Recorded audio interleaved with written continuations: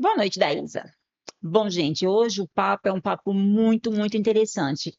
A gente vai falar com um assassino silencioso. Mas não se assusta, não, porque tem na minha casa, tem na sua, tem em todo canto, esse assassino está por aí. Calma, eu vou dizer já que esse assassino é a pressão alta. Mas para falar assim com muita propriedade, eu estou com uma mulher que ela é referência. Ela é referência, é uma mulher que eu amo, é uma mulher que já me tirou de muito sufoco, cuida de mim, do marido, do filho. É a maravilhosa doutora Ana Paula Chakra, cardiologista do INCOR, referência e lipídios e prevenção. Então, doutora Ana, seja muito bem-vinda ao Pod Black, menos é mais. Obrigada, Iselma. Realmente a gente tem uma história juntas, né? Sim, Eu fico sim. muito feliz e honrada de estar aqui. Não, sou eu que estou, porque é assim, Ana, você para mim não é só uma convidada, você para mim é uma mãezona, uma irmã, uma amiga, porque, gente, pasme, o pior momento da minha vida foi quando eu pensei que eu pudesse perder o meu filho, que é tudo que eu tenho, é o meu tesouro, o Tiago. E ela, a doutora Ana, ela foi meus pés, foi minhas mãos, ela brigou com os superiores dela por causa do meu filho. Então, pensa que não é fácil, mas quando você tem alguém que cuida verdadeiramente, a vida fica mais leve. E para a gente começar, Aninha, É claro. só para mim, tá, gente? Para vocês, doutora Ana, para a gente relaxar. Qual foi a última vez que você, doutora, mediu, aferiu a sua pressão? A pressão é um dos fatores de risco que eu mais respeito. Eu me Uhum. preocupo e foi a semana passada. Olha, eu cuido, eu tomo medicamentos, porque a pressão alta, ela é aquele assassino silencioso, né? Ela dá pouco sintoma e quando você vai aferir, ela está às vezes muito elevada e você já pode ter algum impacto dessa pressão alta no organismo, às vezes irreversível. Então, é assim, gente, quem ama, cuida. Posto de saúde, ele afere. Eu vou falar do jeito que você entende. Ele mede a sua pressão de graça. Então, não espera ter algum sintoma, porque é assintomático. Quando tem sintoma, você já está morrendo. Então, vai no posto de saúde mais próximo e meça a sua pressão. Eu gostaria imensamente que, nesse tempo que eu vou ficar aqui com a doutora Ana, pelo menos 10 pessoas me disse a sua pressão e depois me chamasse no PV e me dissesse que sim, que foi. Porque a gente está aqui justamente para que você entenda o quão sério é a pressão alta. Doutora Ana, causas e consequências para uma pressão alta. É dito que na pele negra a incidência é maior, tá? Então, a senhora poderia me dizer o porquê isso? Então, a gente tem algumas prevalências de doenças dependendo da etnia. Por exemplo, o negro ele traz a hipertensão. O branco, o caucasiano, ele traz o colesterol alto, diabetes, e a gente fala, o índio é aquele gene bom, né? O índio é aquele gene que tem poucas doenças, né? E assim, que próprias do indígena. Então, quando você já vê geralmente a prevalência maior são nos pacientes negros, né?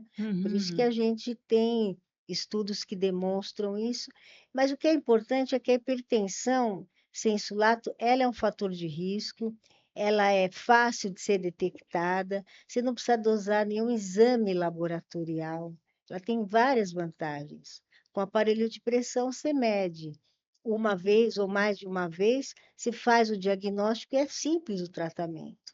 E previne, previne. Isso que é mais importante, a prevenção, a prevenção. Então, o indivíduo, a partir de uma determinada idade, ele pode começar a estabelecer um programa de prevenção.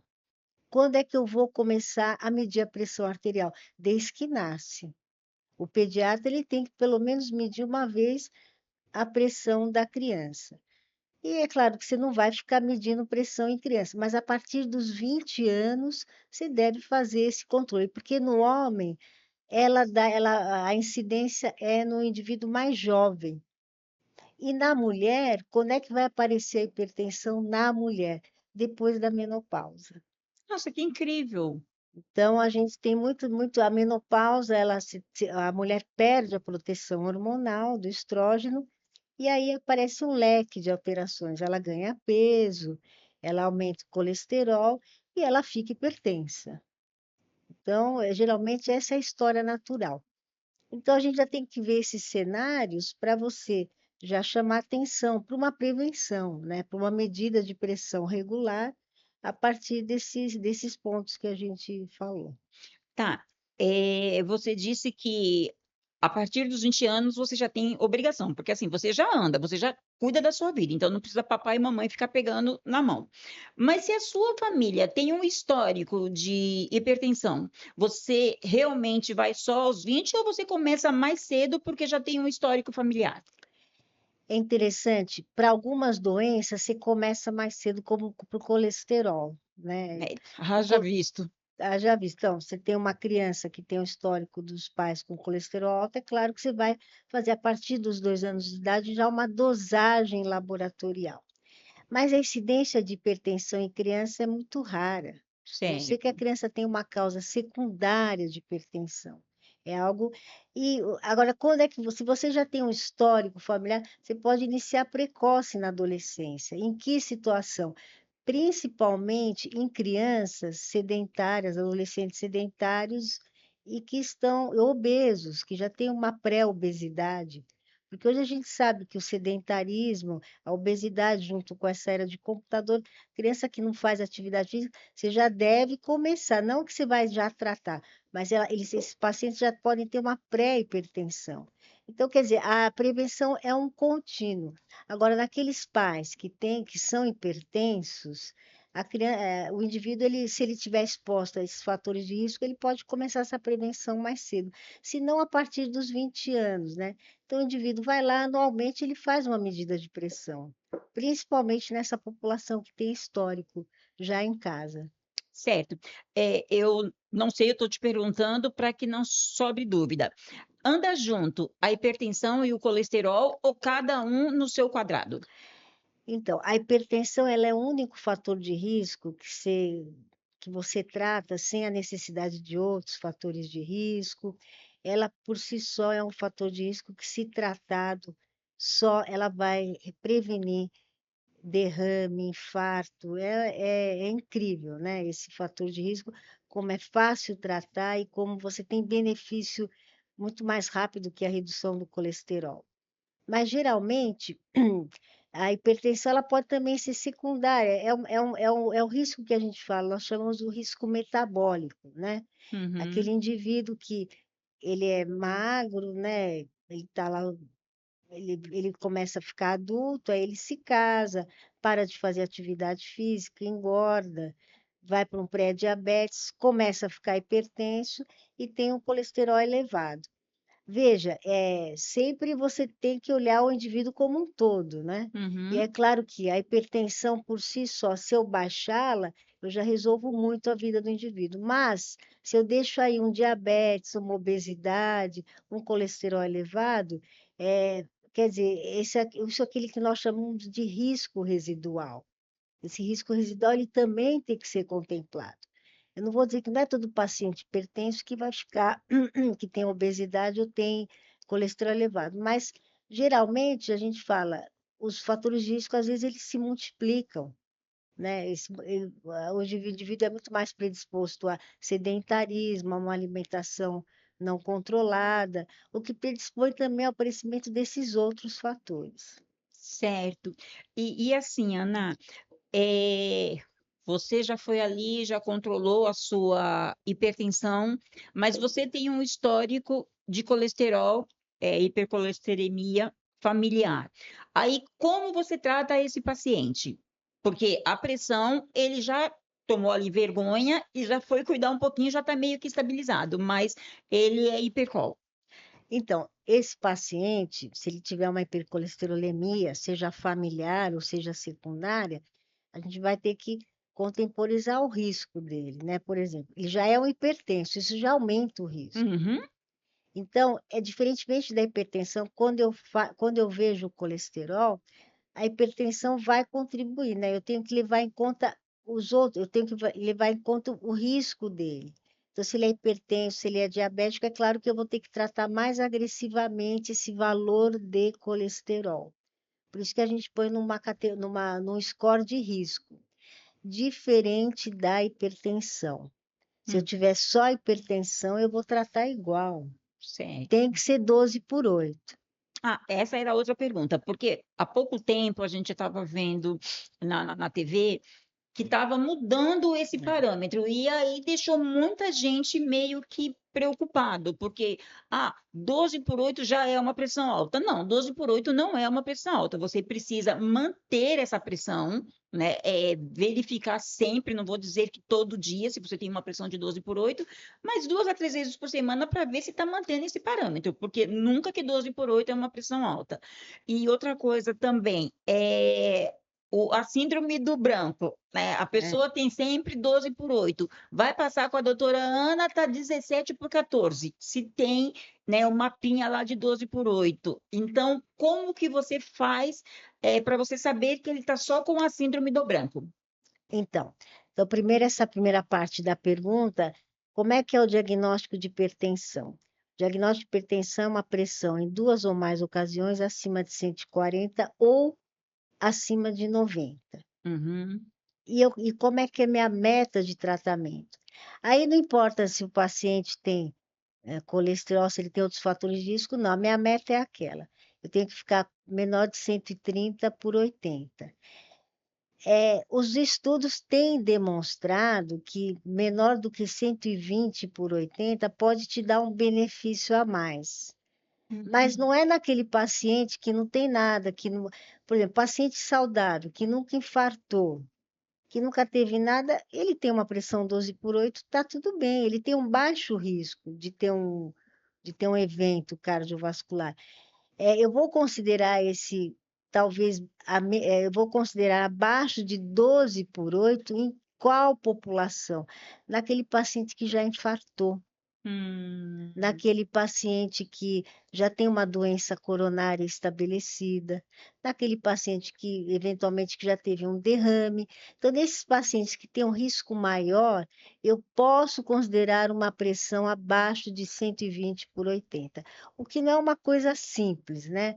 Porque às vezes você tem efeitos colaterais, de a pressão ficar um pouco mais baixa, mas eu acho assim, é um benefício adicional se você abaixar a mais que 120/80. Não quer dizer que qualquer paciente com 12/8 eu vou dar remédio. A gente tem que ter um bom senso. Sim. Então, nesses pacientes com risco maior que já tiveram um evento, um infarto, um derrame, ou já operaram o coração, ou já tem uma doença estabelecida, eu posso propor essa meta menor do que 12/8. Entendi. O paciente chega no seu consultório, queixando bastante cefaleia, dor de cabeça e edema, inchaço nas pernas. Aparentemente não tem nenhum histórico de problema, de coração e nem histórico na família. Qual qual é a Para onde você vai se dirigir em relação a esse paciente? Que ele pode também estar fazendo uma hipertensão ou não? Então, esse paciente que chega já com esse sintoma, eu vou medir a pressão, ela deve estar alta. Às vezes Uhum. ela está muito alta. Por quê? Ele pode já estar com a pressão alta, mas a dor ainda aumenta mais a pressão. A própria dor de cabeça aumenta, a própria cefaleia aumenta ainda mais. Então, a primeira coisa que a gente faz, vamos supor, num serviço de emergência, chega um paciente com 18/10 com muita cefaleia, e se ele não tem histórico de tomar algum medicamento, nada, eu vou dar um remédio para baixar a pressão. Desculpa, um remédio para melhorar essa cefaleia. Ele aliviando um pouco a dor, eu reavalio, aí eu posso dar um antihipertensivo para baixar a pressão dele, tá? E aí Certo. ele segue para ver se ele é hipertenso, se ele já vinha hipertenso antes. Aí a gente tem que ver se aquilo lá só foi uma crise hipertensiva, tá certo?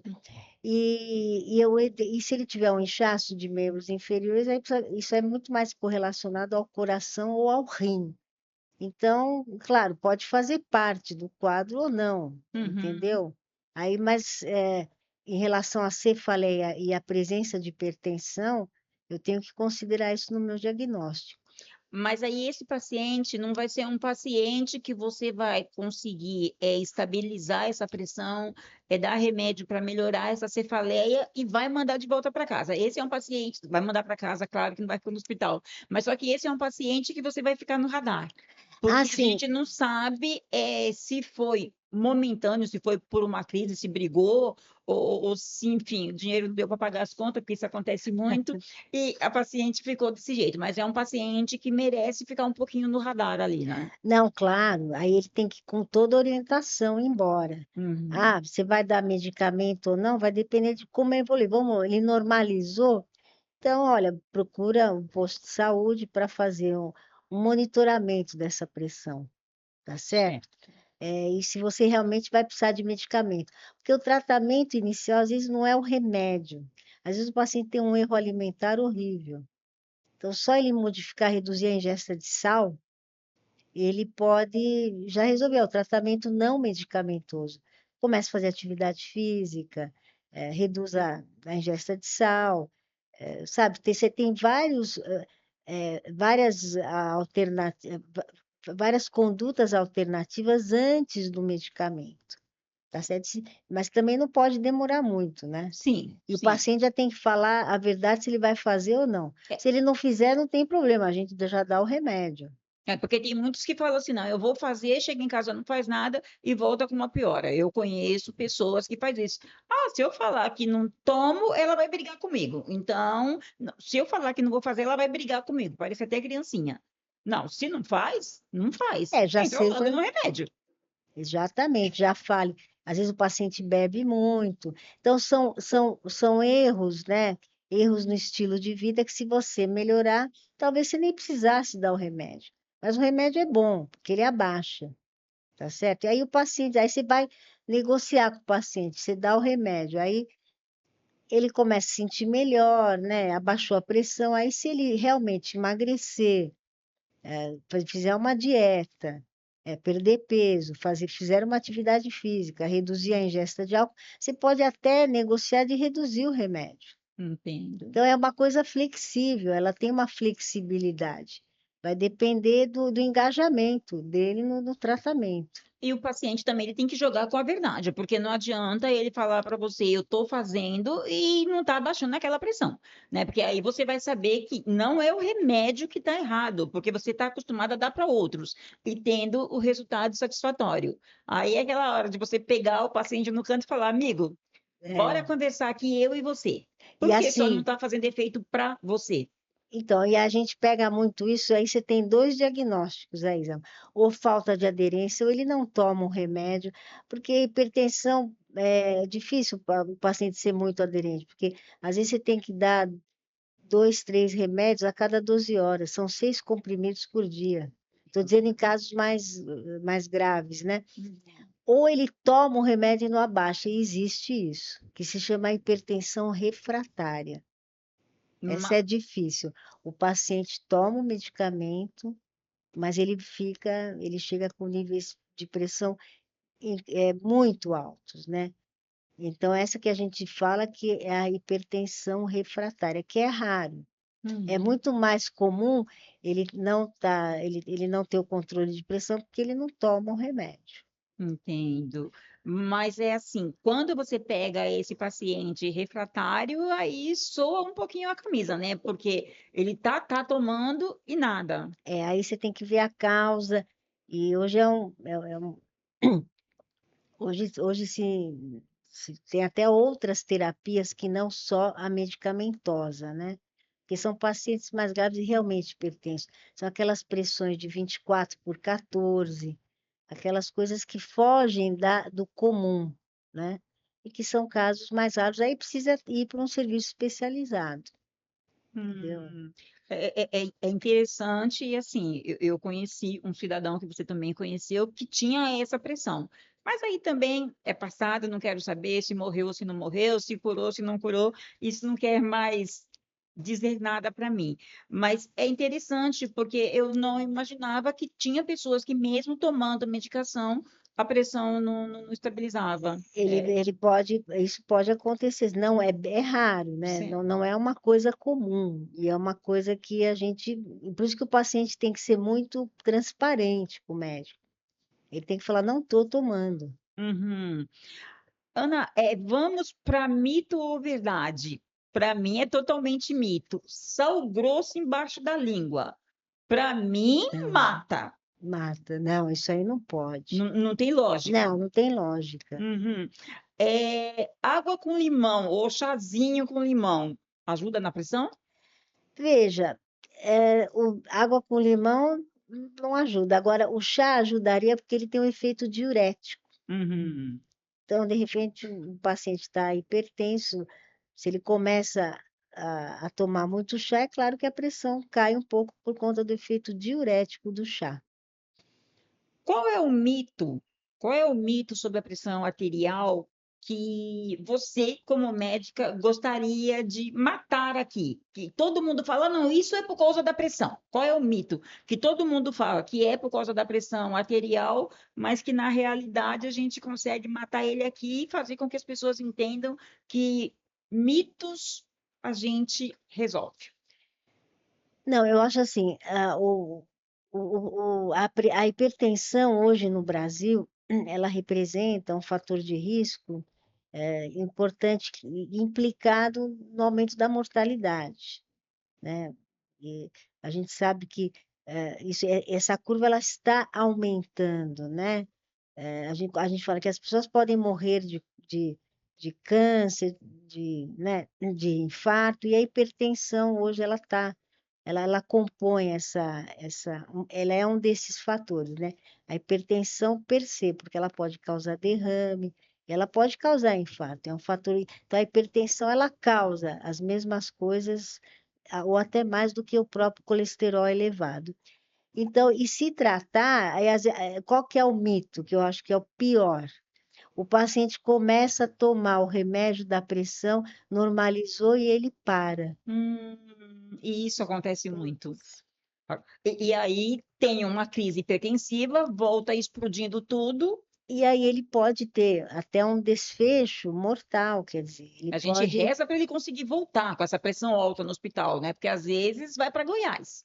E esse é um mito importante. Ah, eu parei. Por que que parou de tomar? Porque normalizou. E assim, outro mito, o paciente acorda com 12/8, 11/7, tem que tomar o remédio. Porque se ele não tomar, ela vai subir. E tem muitos pacientes que, se a pressão estabilizou, para Ele que eu vou pa- continuar tomando remédio? Eu acho que esse é um dos grandes erros, né? Que estimula até a perda de aderência. Falando, não, eu estou bem. Ou tomar só quando ele sente alguma coisa. Ah, isso é complicado. De vez em quando, eu não, porque quando eu não sei, eu pergunto para você ou a gente vai lá procurar. Mas de vez em quando, lá no Incor mesmo, eu ouço o paciente falar assim, mas a doutora me pediu um mapa. Gente, não é aquele mapinha do Brasil que você fazia na escola, não. Então, fala para gente, Ana, qual é a diferença do mapa e do MRPA? Então, o mapa é quando a gente pede o mapa para saber o quê? Saber se está tendo algum escape da pressão naquelas 24 horas, né? Se é para um ajuste de medicamento, ou para aquele paciente que chega numa consulta com avental branco, vamos supor, Uhum. ele chega lá, a pressão está 18/10, mas ele fala, mas em casa ela fica normal. Então, para eu ter a certeza, o que que eu faço? Eu peço um mapa que ele vai no laboratório coloca o Aparelhinho. dispositivo e Uhum. ele vai ficar as 24 horas com esse dispositivo. E aí nós vamos analisar como é que ficou a pressão dele nessas 24 horas. Então, ela é boa para isso. Se aquele indivíduo foi só no momento da consulta, então ela não vai ter alteração. Hum. Outra coisa que causa muito hipertensão é a apneia. O indivíduo que ronca muito, que se ele tem uma apneia grave, ele vai ficar. Essa é uma das causas de hipertensão. A gente também faz para ver o comportamento da pressão, principalmente quando ele dorme, Hum. né? Então, a gente também faz esse diagnóstico. E Então, o mapa seria, ou às vezes o paciente está tomando remédio, eu quero saber se está bem ajustado. Que às Entendeu? vezes, se ele está tendo algum escape, eu repito esse mapa. E a monitorização é uma alternativa, porque tem gente que não consegue. Assim, ele é um pouquinho desagradável, tal. Então, essa monitorização também é para saber se para mim fazer o diagnóstico de hipertensão, né? Uhum. Ou para eu saber se ele tem um ajuste de medicação. Como é que é feita essa monitorização? O próprio paciente, ele mede diariamente e anota. Que horas que ele mede? Ele pode medir em horários variados durante o dia. Ah, eu não consigo medir. Então, vai no posto, leva uma carta do médico que o posto faz essa monitorização. E faz mesmo. Basta você ir lá e E explicar é, direitinho o porquê. Eles fazem direitinho, marca horário para você voltar no dia seguinte.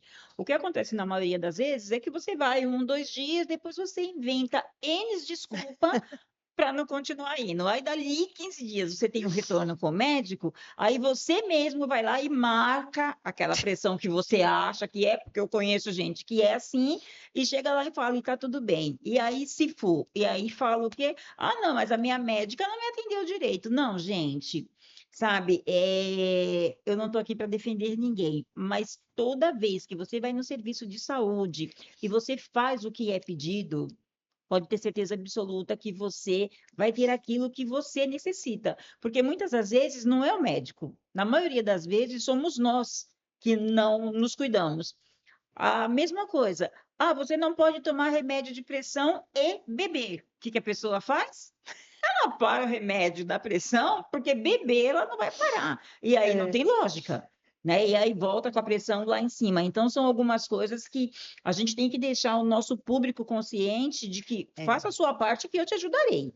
Né? E não adianta chegar depois no hospital, doutora, pelo amor de Deus, está morrendo. Faça a sua parte, porque senão você vai morrer mesmo. Ana, tem algum fármaco que para esse ano está vindo como o revolucionário para a pressão alta? não. A pressão alta ela tem esses medicamentos que a gente já conhece, que são classes de medicamentos. E o Uhum, que que nós preconizamos hoje, né? Que até a propriedade, até a Sociedade Brasileira de Hipertensão, o alvo terapêutico é aquele 12 por 8, tá? uhum, E o que que se faz? O ideal é você usar. Você começa com um determinado medicamento, que pode ser um diurético, pode ser um BRA, pode ser vou falar o nome comercial, um sim. Nelapril, uma losartana, um hidroclorotiazida. E se aquilo não se resolver, você pode partir para outras classes de medicação, porque você pode dar 2 ou 3 medicamentos numa dose menor e eles se complementam, eles agem em diferentes pontos, né? Eles têm Uhum. mecanismos de ação diversos e eles podem contribuir mais para a redução da pressão. Então, hoje a gente usa duas, três classes de medicamento numa dose menor, você evita o efeito colateral e você tem uma eficácia melhor, maior, tá? É interessante porque quer dizer, você combina outros remédios numa dosagem menor e o efeito é mais satisfatório do que se você desse um numa dosagem maior, é isso? Exatamente. Ai, Então, hoje você tem essa possibilidade. Porque às vezes um remédio, se você dá numa dose muito alta, o paciente, você vai dar um diurético, assim, ele pode, ele trabalha. Então, como é que ele vai é. tomar um diurético e vai ficar o dia? Então, você dá uma dose menor e associa uma losartana. Você tem uma grande, você tem um leque aí de medicações e que você pode compartilhar essa decisão com o paciente. É muito importante falar, se sentiu bem, esse ajuste de medicação, o paciente é muito importante. Ele ensina o médico, ele Hum. fala, olha, essa daqui eu passo mal, o anlodipina me incham as pernas, tá? A anlodipina, eu tenho um edema de membros inferiores, então a gente também, o médico também tem que ouvir o paciente, ele traz a experiência dele do que ele já usou e a gente tenta aprender, né? Olha, facilitar a vida do paciente. Vamos dar vamos associar com aquele. Ah, ótimo. Então eu vou aproveitar agora e fazer uma consultinha com a minha doutora, que o ezetimibe ele acaba com o meu estômago, tá? Mas eu vou tomá-lo porque o colesterol tá meio bagunçado, mas depois a gente conversa, porque agora não é essas horas. Mas também é justamente para falar isso com você também. O paciente ele também tem a obrigação de falar para o médico, ó, esse aqui eu me dei bem, esse aqui eu não Sim. me dei bem, porque tem gente também que tem uma cabecinha pequena e acha que médico também é Deus. Não é que Ah, não seja, médico é a pessoa que mais vai cuidar de você, mas o seu corpo, ele funciona de um jeito que só você que sabe. Você, médica, Ana, você estudou para passar aquilo, mas eu, paciente, eu tenho que dizer para você, ó, Ana, esse aqui não bateu legal, esse aqui eu senti isso ou eu senti aquilo, porque aí sim você vai conseguir ajustar, ver o que está acontecendo com aquela medicação que você passou e ajustar de uma forma melhor ou até mesmo trocar, né? Então, melhora a aderência. E assim, o médico também, ele tem que ouvir, né? Ele tem que ouvir o paciente. Porque o paciente traz a experiência dele, né? Experiência de vida dele. dá para fazer Então, umas 100 cópias de você e colocar nos lugares por aí, porque aí sim a gente vai estar bem porque resolvida. isso facilita o trabalho do médico e o médico ele acaba acertando mais, né? Ele também, existe uma satisfação recíproca aí, É, isso é muito gostoso, eu não tenho o que né? reclamar. Toda vez que tem alguma coisa que está meio desencaixado, você ouve o paciente com o maior carinho, você troca a medicação. Às vezes a gente acaba indo o mês todo, semanal, para a gente tentar um acordo até que o seu organismo se acostume com aquela medicação e que você acaba tendo resultado. Agora, curiosidade, o que te levou a escolher essa profissão de cardiologista? Ah, é, eu sempre gostei eu queria ser veterinária, né, quando era pequena, mas daí tirei isso da cabeça, fui ser médica e eu sempre gostei muito desse paciente mais agudo, porque o paciente cardiológico, ele está bem, ele pode ter um evento agudo. Uhum. Então, essa coisa do inesperado, Viver perigosamente, é, tipo, mas né? no começo é assim, mas depois a gente, né, já vai ficando mais velho e vai vendo que você tem que deixar isso para os mais jovens. Mas isso foi o que me entusiasmou muito. Nossa, muito Essa, interessante. essa medicina que você vê de atender pacientes com parada cardíaca, pacientes que infartam, essa medicina mais vibrante, né? Mas É. a medicina, com tudo, ela tem ela vai mudando a vibração, mas ela mantém a beleza, né? Ah, aquela chama não apaga nunca, porque É, é inesperado. Às vezes você está naquele dia, digamos, morno, que nada aconteceu, você está ali naquele plantão, de repente você tem aquele pepino que te faz ficar 24 horas em cima de um paciente. Então, eu acho que esse tesão, digamos assim, essa vibração, eu acho que nunca vai perder. E quem escolhe ser cardiologista quer viver perigosamente mesmo, pelo menos no meu haver, porque essa maquinazinha que a gente tem no peito, ela dá um sustinho de vez em quando, ela trabalha sem parar, e né? sem parar, e de vez em quando ela fala, eu quero dar uma descansadinha, amor, você não descanse, tá? Você continue aqui trabalhando assim como louca.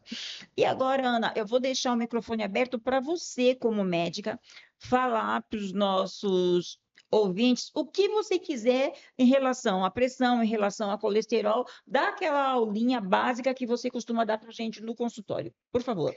Agora o microfone é seu. Então, primeiro agradeço muito a Iselma, acho que é uma oportunidade, né? Eu acho que se cuidar, tudo que facilita o trabalho do coração, o coração agradece, que é uma máquina que não para. Então, a gente tem alguns fatores de risco muito prevalentes: a hipertensão, o colesterol e o diabetes. E é importante a prevenção. O que que é a prevenção? Às vezes a gente tem dificuldade de tratar a prevenção porque você está tratando a não doença. Então, às vezes o paciente ele não entende que aquilo é importante para ele não ficar doente, para ele não infartar, ter um derrame. Então, nosso trabalho é mais difícil, né?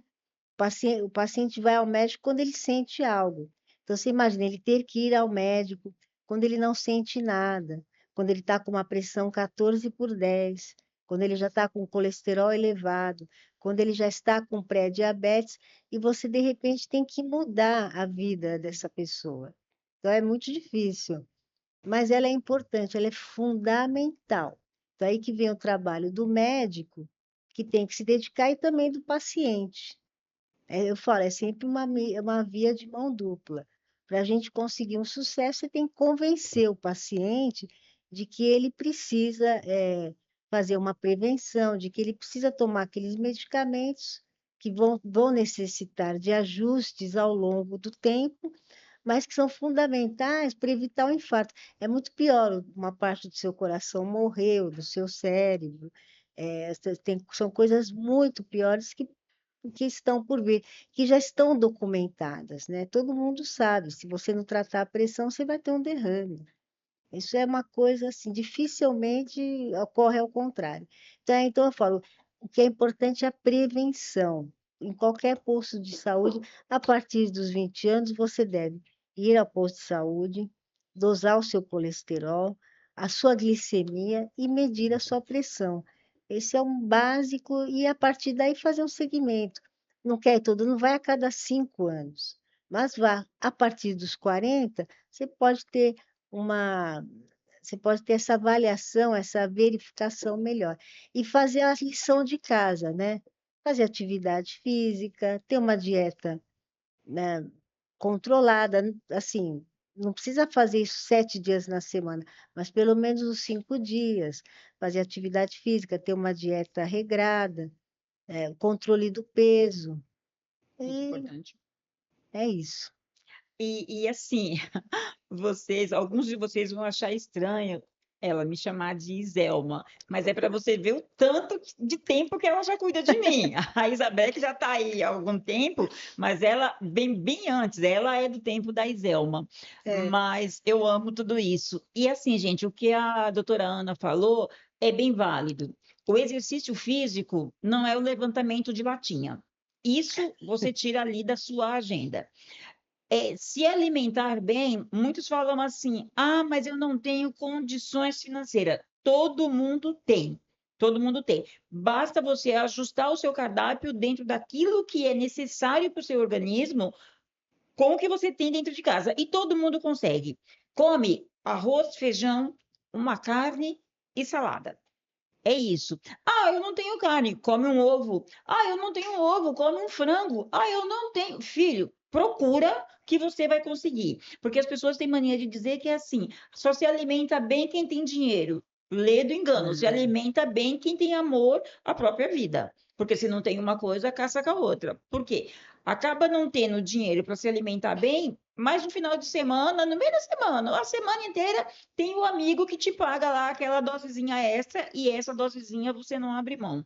Então, vamos procurar nos amar, porque, gente, é muito gostoso você ir no hospital quando você tem uma pessoa que nem a doutora Ana, mas geral sabe que posto de saúde, hospitais da prefeitura, a gente, infelizmente, a gente não está podendo contar com tantos médicos bons. Não estou dizendo que não tem. Aquele único que tem no posto de saúde, ele fica tão sobrecarregado, que às vezes o seu atendimento, ao seu ver, parece que não é de excelência. Mas nem sempre a gente também pode culpar o profissional da saúde, porque são os nossos prefeitos, os nossos vereadores, que acabam não fazendo essa reposição, colocando mais gente para trabalhar, fazendo com que tenhamos uma saúde de qualidade. Então, se você não fizer a sua parte, eu vou sentir muito por você. Eu corro atrás, eu vou, eu insisto, eu brigo pelos meus direitos sem ser mal educado, porque tem duas coisas que tem que ficar bem claro: é você brigar pelos seus direitos de um bom atendimento e não querer agredir o profissional que está ali, porque muitas das vezes esse profissional que está ali, ele está 24 horas. Ele e uma enfermeira aguentando todas as buchas que vêm. Então vamos lá, vamos com educação, mas também não aceite, ó, não vou te atender, porque de vez em quando tem isso, estou muito cansado. Não existe isso. Ele tem que não. te encaminhar para algum outro serviço de saúde se ele não tiver em condições de te atender por causa do excesso de trabalho. Mas vai depender muito da sua educação. Porque chegar também querendo enfiar o pé na porta, você não vai se Não, ajudar e nem vai ajudar o é, profissional, né? E a gente sabe que o nosso serviço de saúde ele está meio sucateado, mas a gente tem esperança que um dia melhora, não sei quando, mas melhora, né? é. Porque eu estou pedindo aqui para a doutora Ana para a gente fazer umas 10 e pouco, mas sem xerox dela e colocar em alguns serviços de saúde, eu vou colocar lá no Oliveira, porque aí eu estou pertinho de casa. Porque você é excelente como Imagina. pessoa, você é excelente como profissional. Não estou rasgando seda, não, porque se eu já não tivesse ficado com o filho ali naquela situação horrível e você não tivesse me assistido e assistido ele, talvez eu não tivesse esse carinho todo, ia respeitá-la como profissional, mas na hora que eu mais precisei, É. você esqueceu o protocolo, você esqueceu tudo. Então, é muito gostoso, Ana, e é muito gostoso você também aí procurar não ser amiguinho do seu médico, mas procurar ter um pouco mais de convivência, procurar conhecer um pouco mais e procurar deixar com que o seu médico também te conheça um pouco mais, porque isso na hora de uma urgência e emergência vai facilitar para ambos, porque se você tem um histórico ali direitinho com o profissional, na hora que você precisar, ele fala, mas esse aqui é fulano que tem isso, e já Hum. sabe para onde correr. Aí você vai no médico uma vez na vida, mal faz os exames, mal leva esses exames de novo para o médico. E tem um piripaque, tadinho, filho. É caixão e vela, porque não tem como fazer milagre do jeito que a nossa rede de saúde tá. Mas a gente vai continuar rezando por vocês aí para que vocês se amem, se protejam, se cuidem, porque fácil não é. Mas se você puder nos ajudar, isso já vai ajudar bastante. Os médicos vão estar agradecendo. Ana, eh, tem alguma coisa que a gente deixou de falar? E na hipertensão resistente, quais são os 5 exames obrigatórios para descartar causas secundárias? Eu acho que a gente para por aqui depois. Então, é importante, né? Essas causas secundárias de hipertensão, elas vão incidir também no jovem, porque se a gente for pensar, a hipertensão no homem, ela tem que dar, ela começa você começa a incidir mais a partir dos 40, 50 anos, e na mulher, a partir dos 60, né? Depois que ela entra na menopausa. Então, quando você vê uma hipertensão num indivíduo de 18 anos, você tem que pensar numa causa secundária. Não Uhum, é para ele ter uma hipertensão. Então, a gente tem que pensar, fazer o diagnóstico diferencial das causas secundárias. Então, ele precisa uhum, de exames de imagem para ver se ele não tem nenhuma, nenhum tumor na suprarrenal, tá? Você tem que fazer outros exames para descartar uma causa muito ruim de hipertensão, que é o feocromocitoma. Você tem que avaliar o rim se ele não tem nenhum problema renal, que às vezes o quadro clínico abre com a hipertensão, mas ele já tem aquele problema. uhum, Ou você também tem que fazer avaliar o rim junto com a artéria renal para ver se ele não tem alguma alteração. Então, essas são as causas secundárias de hipertensão, que elas têm que estar sempre no radar do médico, tá? Daquela hipertensão fazem parte do diagnóstico diferencial de hipertensão resistente e de hipertensão no jovem. entendeu? E quanto, tadinha de nós mulheres, né? A gente já sofre uma vida inteira, aí quando você menopausa, aí o negócio fica complicado, né? Mas levanta a mão para os céus, agradeça a Papai do Céu, porque você chegou numa menopausa, né? Tem muita gente que não chega até lá. E como não pode faltar, Ana, antes de ser médica, ela é uma mulher que vai à luta, é uma mulher antenada, então, eu jamais deixaria passar em branco aqui no Podbreak Menos é Mais essa pergunta para você, Ana. Você acompanha bastante essa história de feminicídio. O que que a gente precisaria estar fazendo? O que está de errado? Primeiro, eu já começo dizendo que os nossos governantes já passou da hora de mexer em tudo isso. Eu tenho a sensação, se eu estiver errada, vocês aí me desculpem, eu tenho a sensação que o homem está matando, matando, matando, e quem tem que fazer alguma coisa está simplesmente assim, ó, com o braço cruzado. Porque a cada segundo que você liga a televisão ou que você conversa com seu vizinho, foi mais um que morreu. Então, na sua visão, como mulher, o que você acha que está errado? É uma questão complexa, né? Porque não tem só uma causa. Mas eu acho que a mulher ela teria que aprender a se defender de alguma forma e denunciar isso. O que a gente tem para fazer, né? Principalmente aquela mulher que sofre calada. Eu acho que essa não tem acesso a essas mídias, ela tem que procurar os serviços que possam garantir uma segurança, o que é difícil. Ela vai embora, aí ela volta para casa, apanha mais, é É. terrível. Então, eu acho que essa população, principalmente essa, eu acho que ela é muito vulnerável. É uma população de vulneráveis e a gente não. São movimentos da sociedade que a gente não.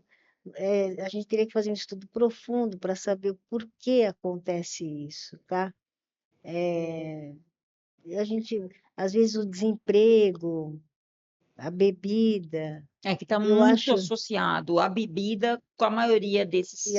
a próprio desemprego, o indivíduo fica em casa, então eu acho que você não pode desvincular essa questão da questão socioeconômica, né? Da questão econômica, tá certo? E eu Uhum. acho que a educação também, né? Vai- Essa é uma questão de educação, né?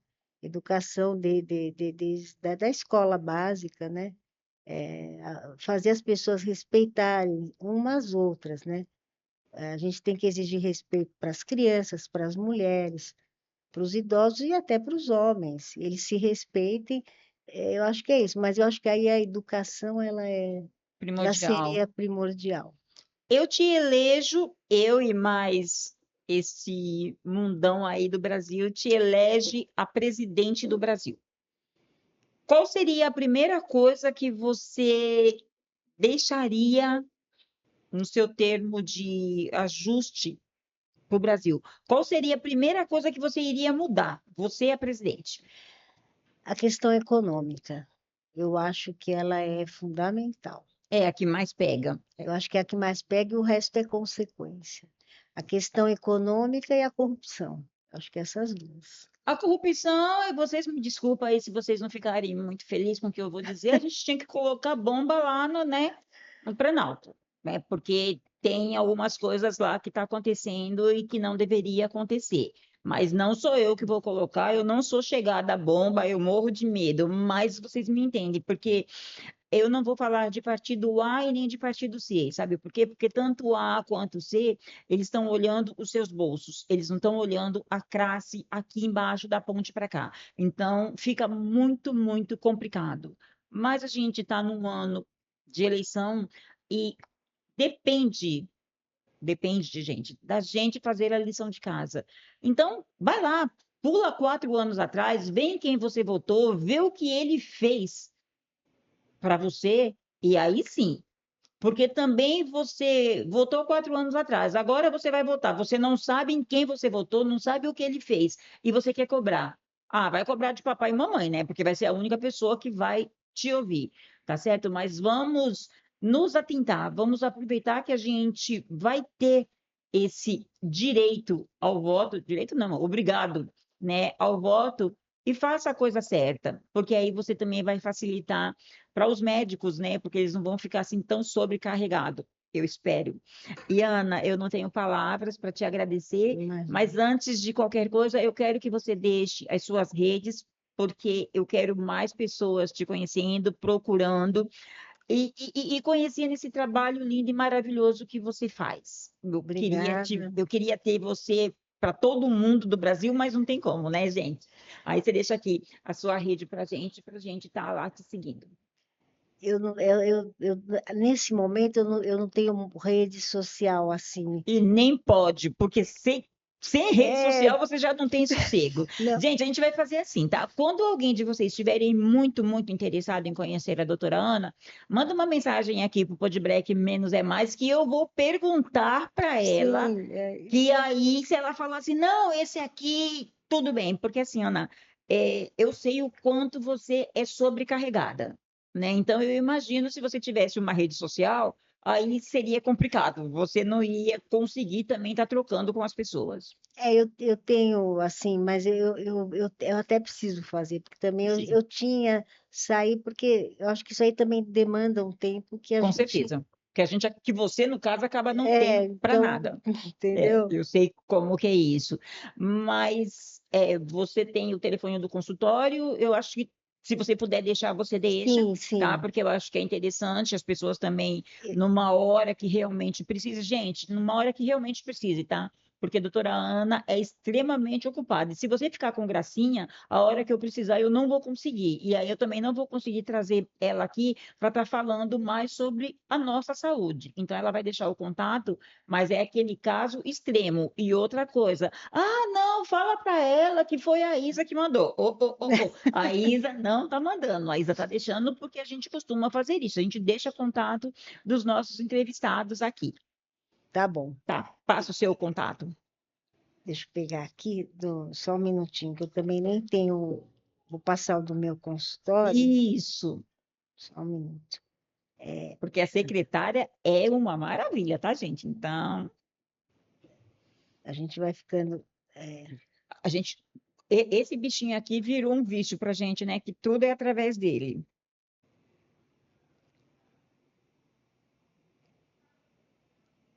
eu posso passar para você e você. Pode, depois eu linko. É o consultório aqui, deixa eu ver aqui. Ah, tá, vamos ver. Ou então, Ana, depois eu coloco no fim do episódio. Ah, aqui, já achei. Então, pode falar, pode falar. É 3256-2442. Desculpa, tem um 11 na frente. Então É é isso. 11-3256-2442.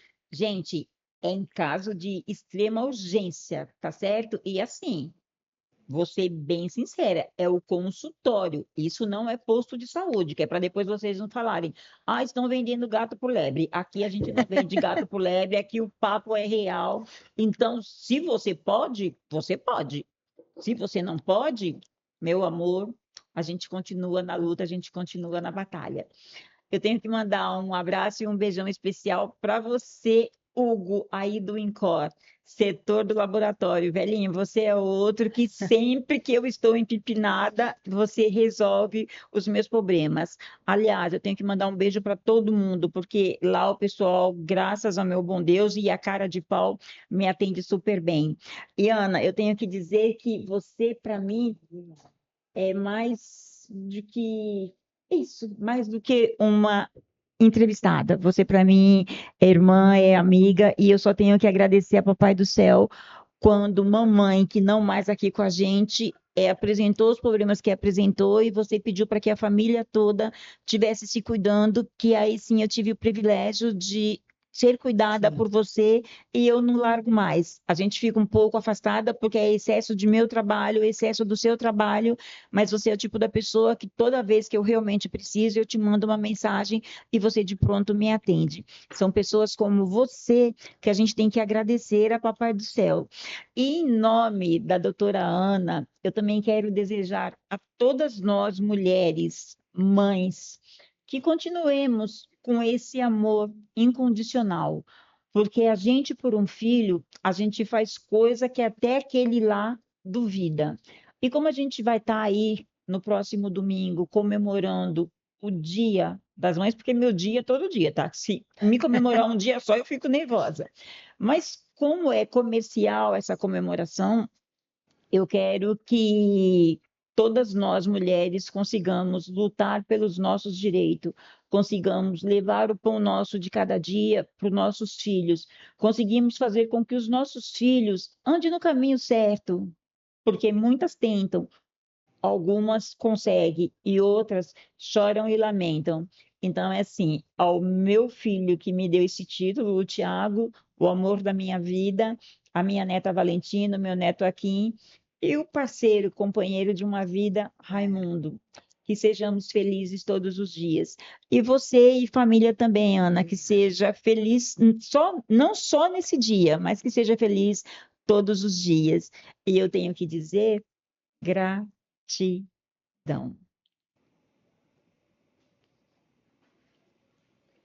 E foi. Muito bom.